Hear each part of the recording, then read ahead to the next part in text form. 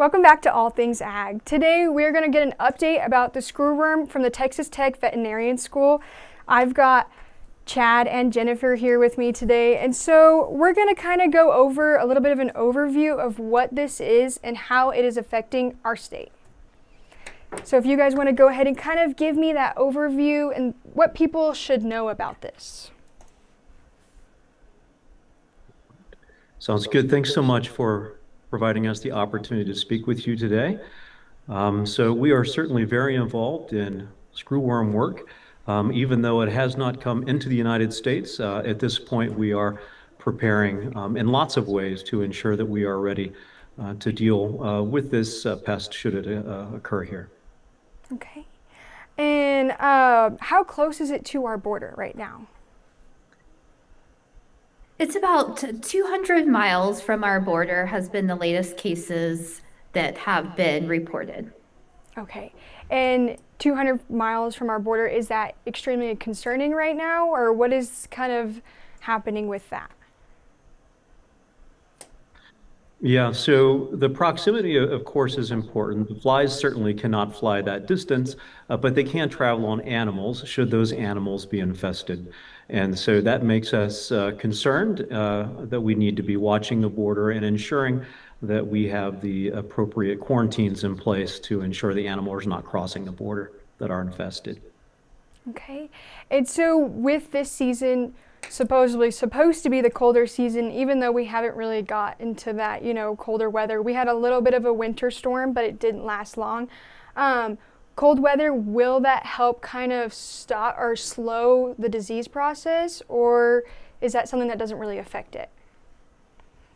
Well, in terms of the disease process, may not be temperature dependent, but in terms of where the flies may end up, certainly is. Now, this is a tropical species, which means that it really likes warm, humid weather, which is why it does so well in South America and Central America and some Caribbean islands.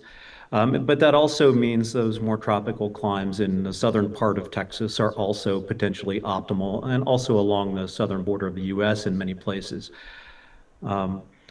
In terms of cold weather, survival of the developmental stages of this fly may not do so well. They have an absolute minimum temperature, at least in the laboratory, of about 16 to 20 degrees Fahrenheit. So if we have sustained temperatures below those, chances are they won't develop. However, there's a sweet spot between about the mid 50s and the mid 80s that they really like for development. And there are certainly times of the year where we are within those particular climates. Yeah. Okay. And so can you kind of tell me what signs people need to look for when it does come to this for their livestock? Yeah, so it's important to know that the screwworm can infest any warm-blooded animal. And so the female fly is going to be attracted to the smell of a wound. And so the female fly will come in, lay their larvae within that wound, and then those larvae thrive within those wounds. So they are a species that does eat live tissue. And so those larvae are going to burrow into that wound and make a larger wound. So even like a very small wound, like a tick bite, those larvae can get into it and burrow down underneath, eating that live flesh. So if we see an animal with a wound, we certainly need to investigate that. And when we're even looking for really small wounds. Something we need to certainly think about is the umbilicus of our newborn species, whether that's lambs, kids, calves. Those are all really important, and we need to not forget about our pets as well. So any wounds in dogs or cats, if we see a wound, we certainly need to investigate that. And then wounds that smell really bad or have open drainage, we certainly need to investigate those as well. And then I saw somewhere it was rare, but can humans as well get this? They certainly can. We are an example of a warm-blooded vertebrate, right? Just like the cows that were just mentioned. So we're concerned about this in humans as well. Now, there haven't been as many cases, presumably because we're better at identifying when we have wounds, and if those get infected, we tend to them. There is some concern, of course, for the unhoused, for example, those who may have wounds for other various reasons, who may not be able to attend to those.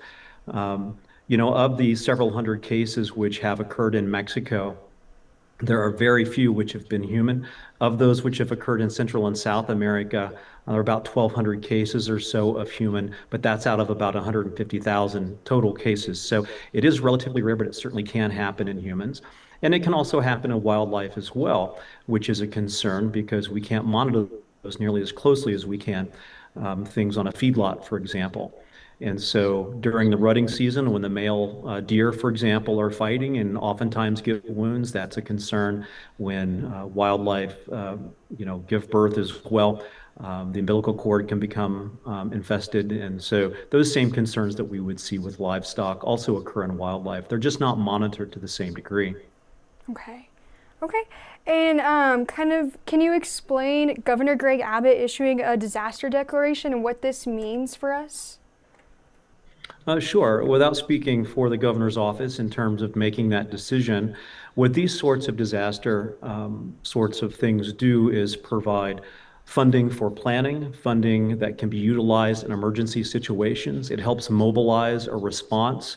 And many times those particular funds are tied up legislatively or through policy. So by the declaration of an emergency sort of response, that provides an opportunity to utilize those resources and those funds to address that response prior to it becoming an emergency. Okay. And so I saw that it's ivermectin is being released as something as a preventative. Can you kind of explain what that is and how it is a preventative for either humans or livestock? Yeah, so Ivomec or ivermectin. So Ivomec would be the trade name. Ivermectin is going to be the active name of it. And so it's an anti-parasiticide. And so it is one of three that have been named.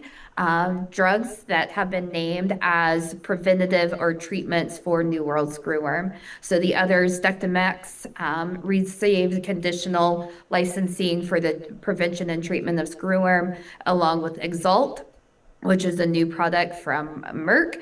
And then Ivomec or ivermectin recently got extra emergency use approval as well. And so all of these drugs have the ability to prevent and treat if an animal became infested. Certainly, we want to work with our veterinarians, as these are all anti-parasiticides that we use for internal parasites in our animals, or certainly Dectomex and Ivomec have traditionally been used in that method. We want to work with our veterinarians so that we don't have resistance. We know the New World screwworm can develop resistance to these drugs. We've seen that in South America and Central America, and so we want to be very diligent with how we use these drugs. Okay. And I think kind of lastly, can we just talk about what people need to do or who they need to contact when they do think that this has occurred on either their pets, their livestock, or even themselves? Yeah, absolutely. If you have a livestock or a pet that you are concerned about, contact the Texas Animal Health Commission, or you can contact your local veterinarian if you're not sure how to get a hold of the Texas Animal Health Commission. Wildlife, you need to contact Texas Parks and Wildlife, one of the biologists there. And then human cases will be directed to the Texas Human Health Department. Okay, awesome. And is there anything else you think the community needs to know about this right now? Well, I think it's important for them to know that we are actively monitoring and planning to act as soon as we possibly can, using research that we are working on, as well as providing lots of continuing education. Dr. Koziel has provided lots of continuing medical education for veterinarians. We're also working with our Health Sciences Center to ensure that physicians are also aware of what's going on so that they can be asking the right questions and looking for the right signs should they observe a human case. Okay. All right, well, that is all I've had for today. Thank you guys so much for jumping in and joining on and kind of giving the community some information that they definitely needed to know. So, thank you. Thanks so much. Thank you.